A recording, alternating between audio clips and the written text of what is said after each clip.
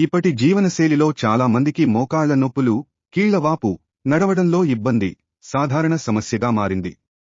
కాని ప్రకృతి ఇచ్చిన ఆయుర్వేదంలో దీనికోసం సురక్షితమైన, దీర్ఘకాలిక పరిష్కారం ఉంది.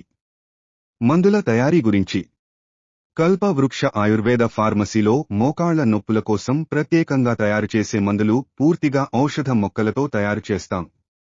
ప్రధాన ద్రవ్యాలు: గుగ్గులు, అశ్వగంధ, నిర్గుండి, సల్లకి, ఎరండ తైలము, మహానారాయణ తైలము, దశమూల కషాయం.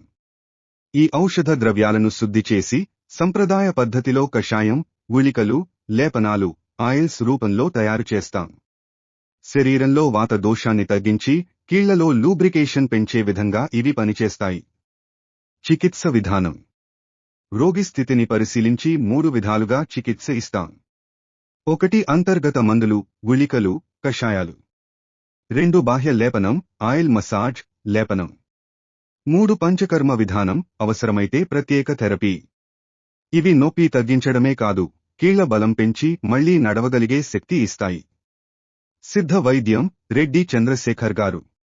ఈ చికిత్సలను అందిస్తున్నవారు అనువంశిక ఆయుర్వేద వైద్య నిపుణులు రెడ్డి చంద్రశేఖర్.